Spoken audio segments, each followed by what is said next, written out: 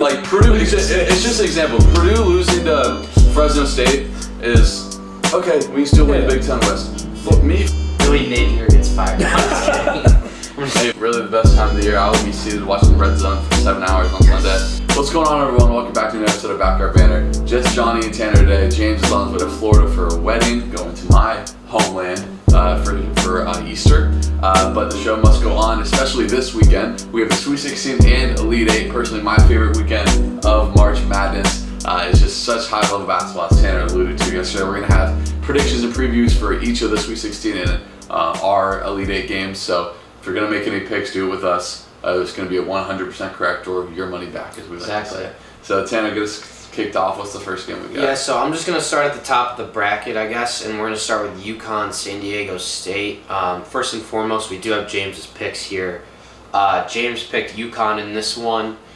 For me, I don't know if I can keep picking against Yukon because I've done it quite a bit this year and it just hasn't worked. But this is a rematch game of the national championship, and I think San Diego State plays a style of basketball that is capable of beating Yukon. They sit down, they guard, they play slow. Jaden Ledee's a lot to handle, and he can handle Donovan Clingan. So, I love San Diego State in this spot, but I just don't see them actually winning the game. I think they're going to play them close.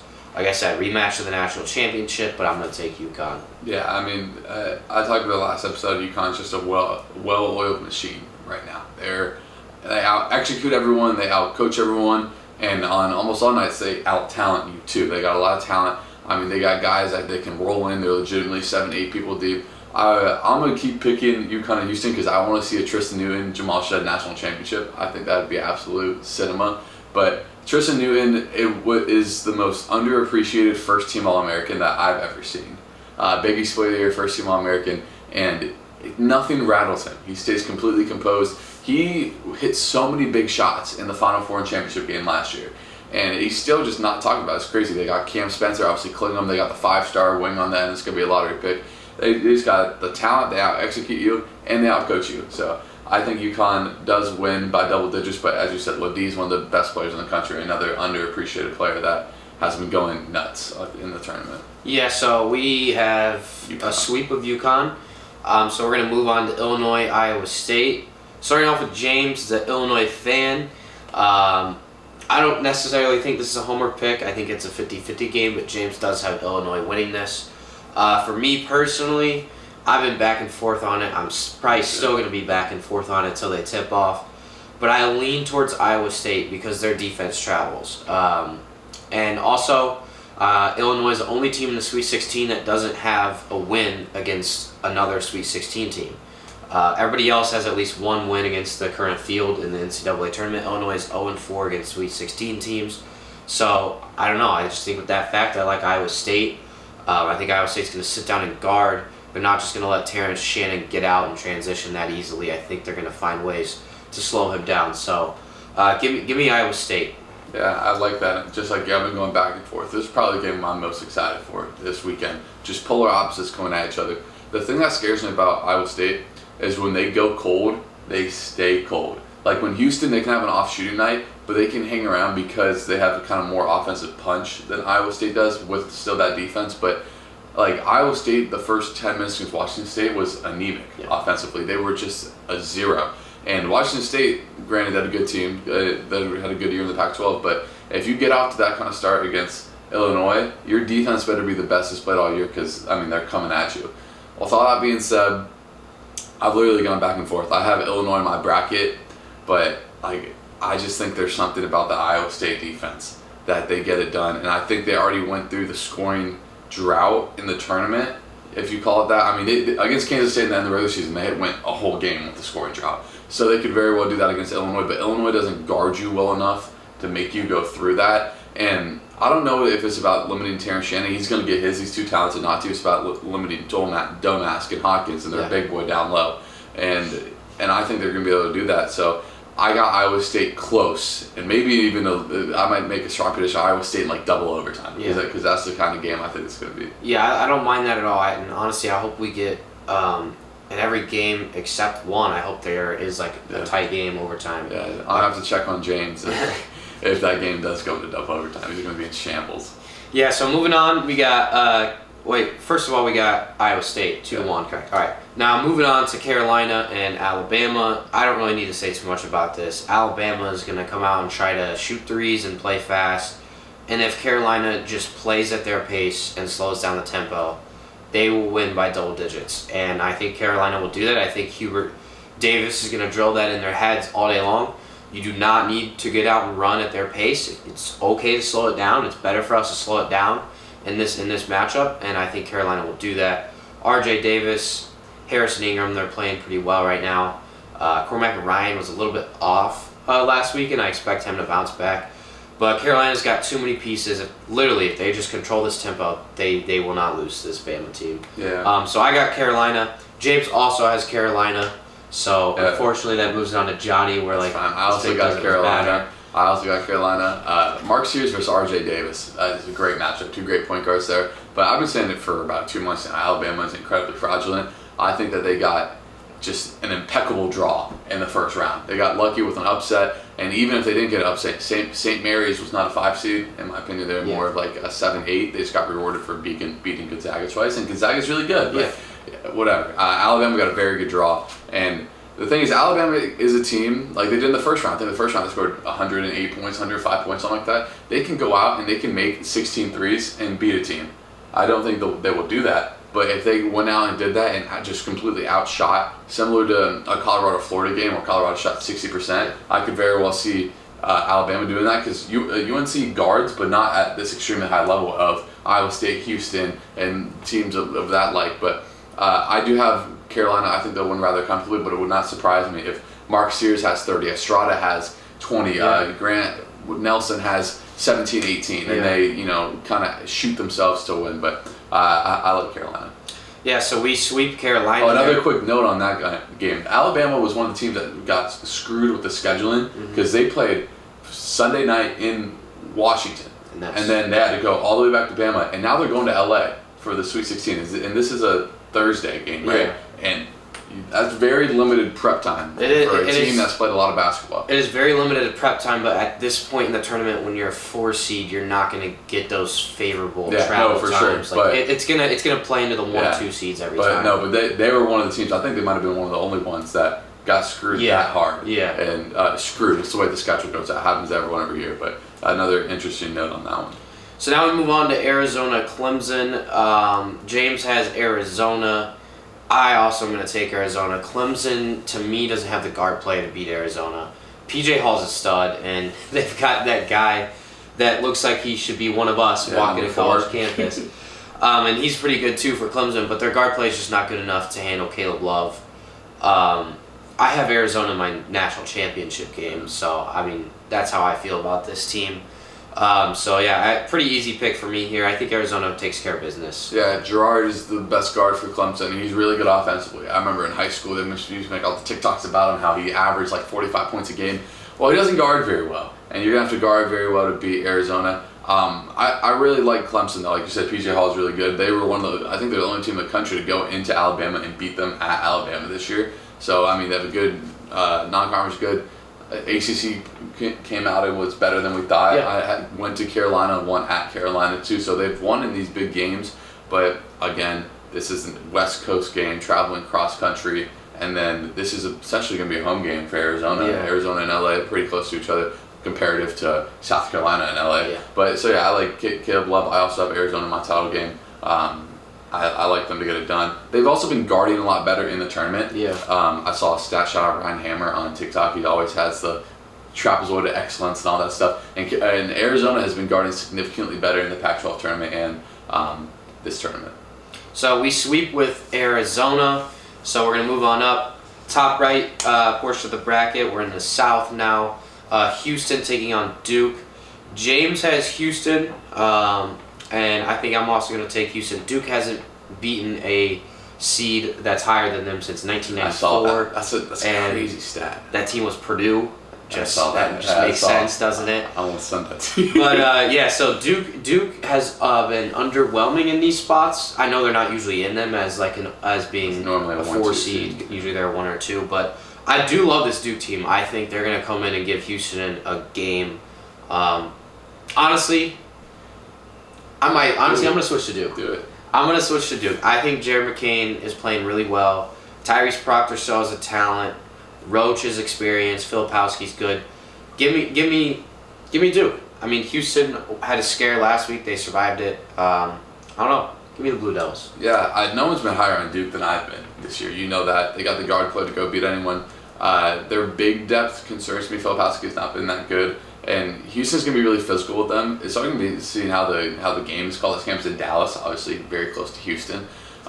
Very much a home court advantage there for Houston. And I just think they're going to be so physical. Jamal Shedd, LJ Cryer, you've got Emmanuel Sharp. You can go just down the line of guards that are just big, physical, and that can all shoot it. So I think Houston got their scare out of them against A&M. I told you guys on the podcast that A&M was a really bad matchup for Houston. They got by it. I think they match up a little bit better against Duke, so I got Houston in a close one. I do think Duke can go out and beat anyone with those guards, but I got Houston in a close one. So as a pod, we ride with Houston 2-1 there. We're gonna move on down same region here in the South. Marquette taking on NC State. DJ Burns, man, can the train keep rolling? I mean, they've won 7 in a row. Life on the line in all 7 games, and they found a way to get it done. With that being said, I've been very high on Marquette all season. I still am. I love Tyler Kolek. Cam Jones, I think, is the best player on that team. Iguodaro is going to be interesting to see how he handles DJ Burns, because DJ Burns is just a lot bigger than him, but Iguodaro is more athletic. So I'm intrigued by that matchup. But Marquette clearly has a better wing and guard play.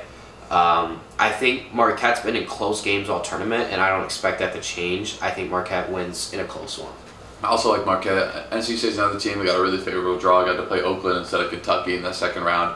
Kind of attributed them being the Sweet 16, but that's how the tournament goes. I think Marquette will win this one pretty handily. At some point, NC State's going to run out of gas. You can't play. They played 7 games in 12 days. Now they're going to have to go, I guess, as a shorter flight to Dallas from North Carolina. But I just think Marquette has legitimately 6 guys that can score 20 on any given night. And Tyler Kolek, for my money, I don't know, there's so many good guards, but is the best passer in the country, and just the speed and the way he can manipulate a pick and roll. I like Marquette. Look, DJ Burns is going to have to guard in space, and he's going to have to guard a lot of ball screens. Yeah. And obviously when you're that big, you're going to be dominant on the inside, but you're not going to have good perimeter as a perimeter defender. Shaka Smart is going to pull him out every single chance he gets to know ball screen, let Kolek just go at him, and I think they're going to have a lot of trouble guarding that. And I think they might even play him off the floor. Yeah. Similar to kind of an NBA style matchup, where in the NBA you see a lot of times where someone can't stay on the floor because he can't guard.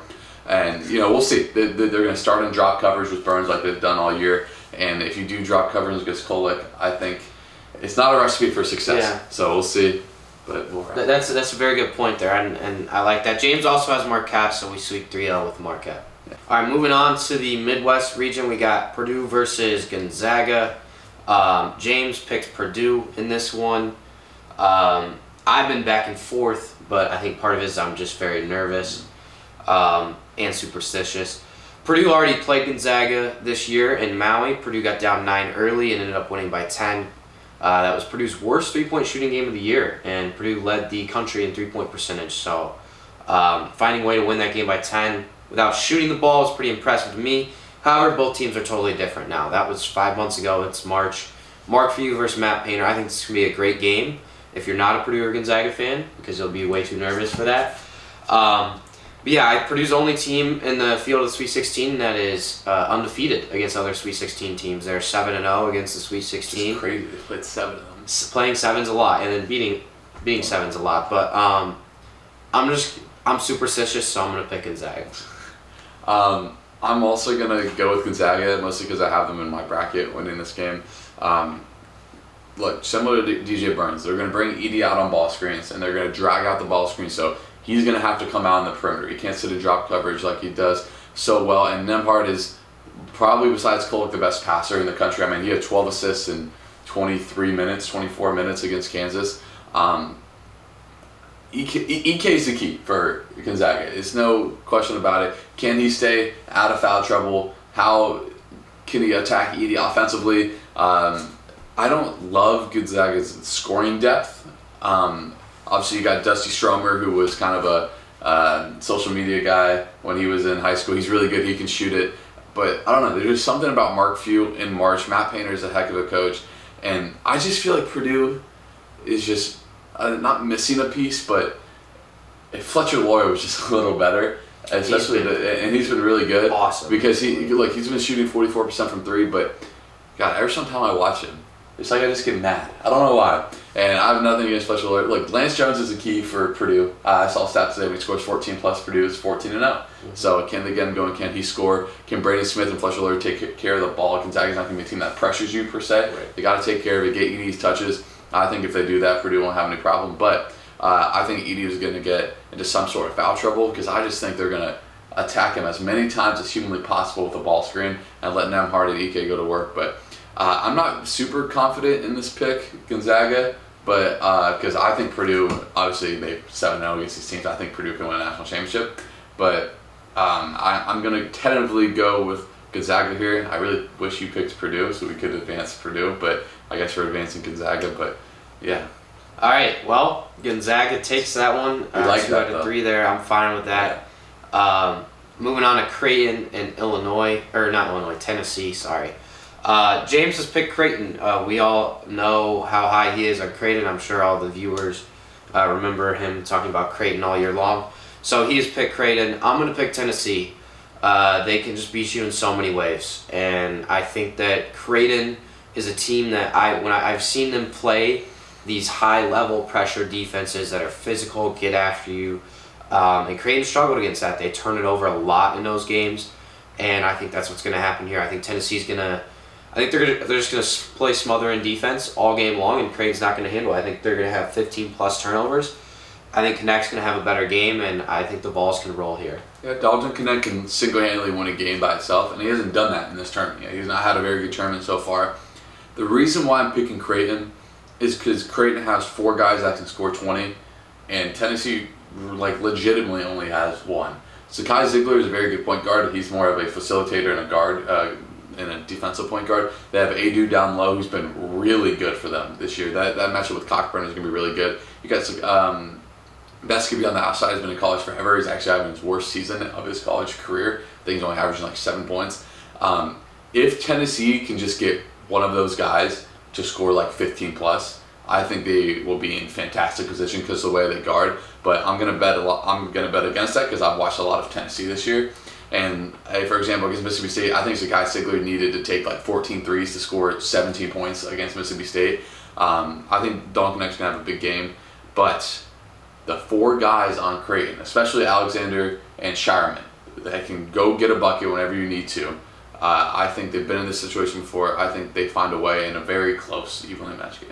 So we're going with Creighton here as the pod. So we're going to move on to the Elite 8. We got Yukon versus Iowa State. And I'm not going to pick against Yukon, especially against Iowa State. I think this would be a much more favorable matchup for Yukon than Illinois would be. I just think Illinois can score with Yukon. Iowa State can't. So I would pick the Huskies in this matchup. Same with James. James also has Yukon going to the Final Four. Yeah, I got Yukon too. A lot of similar things you said. Again, their depth, their scoring, they guard plenty good enough. So yeah, I like Yukon. So moving on to the West region where it's Arizona versus Carolina. James has Arizona winning. I've already made my pick, but I'm going to let you go first on this one. Yeah, I got Arizona too in the battle of Caleb Love. I've been very high on Arizona. I think they have underrated big play to kind of match up with our Armando Bacot. And obviously, God, that would be such a great game. I hope it happens. But I got Arizona in a fun, kind of high-scoring 89, 86 type game. Yeah, I agree with you. I also have Arizona. I've been very high on Arizona all season. They had some hiccups in January, but they've been pretty solid since then. You mentioned their big Ballo. He has been very good all season. He's actually, I would say, one of the few players that's been able to contain Zach Edey. Zach Edey didn't really have crazy numbers when Purdue played Arizona. Purdue won that game because Fletcher Loyer had 27 points and Braden Smith had 27 points. So, yeah, that's just how good Arizona is. They have the guard playing Caleb Love, obviously, but they also have a really good athletic big in Ballo. And I think they're just a better version of Carolina. So I pick Arizona, and we sweep Arizona to go to the Final Four. They're staying home, at State Farm Stadium Yeah, so in Glendale. Wherever the Cardinals play. Yeah, wherever the Cardinals play. Moving on to Houston and Marquette. James has Houston. Houston's going to eat Marquette alive. I don't care. I love this Easy Marquette Houston. team, but I think Houston would absolutely eat Talk Marquette about alive. Jamal Shead versus Tyler Clark. What a matchup that would be. I just think Houston's way more athletic. I agree. God, they would. I think they'd get after Marquette, if I'm being completely honest. Me too. But yeah, I like Houston there. So we sweep Houston there, and then to the Midwest region where it's Gonzaga and Creighton. Which I kind of hate. I kind of wish I picked Purdue, but it's Well, whatever. it's fine. I'll do it for your sake. No. No. Your sake to not pick. Like, okay, Purdue. good. That makes me. I hope they win for you. Okay. I really do. Me too. So Creighton Gonzaga. I'm gonna go with Creighton. I don't know who. I don't know. This is a tough matchup. I feel like both teams are very similar. Yeah. But I'll take Creighton to get over the hump and go to the Final Four. Yeah, I got Creighton too. I think they got more guys that can score at an efficient level than Gonzaga does. Again, Cockbrenner is one of the probably the best defensive big in terms of blocks and the space that he eats up in the country. Obviously, Zach Giddey eats up way more space, but Cockbrenner, I think he won the biggest defensive player of the year with 3 straight times, either 2 or 3 straight times. Yeah. And he's a really good defender, but yeah, I like Creighton there. They were in this exact spot last year, lost on the final possession against San Diego State. I like them to break the barrier. And James also has Creighton, obviously. So we Yeah. sweep that. So our Final Four is Yukon, Arizona, Houston, and Creighton. Yeah, so we'll Take it see. to the bank will be 100% correct. Yeah, we'll predict the Final Four next week. It could look like this, or it could look like Iowa State, UNC, Creighton, or who's in Marquette and Gonzaga. For all we know, we Yeah. could be completely wrong. But I'm confident with about 3 or 4 of our picks here. I really like Arizona and Houston to get to the Final Four. Obviously, can't bet against UConn, but yeah, those are our picks. Take them to the bank. That's all we got. We'll be back full together on Wednesday for our next podcast. And enjoy watching this college basketball, man. It only happens a few weekends of the year, and embrace it. Yeah. And happy opening day for Yeah, baseball. in fact, happy opening day too. That opens up yesterday.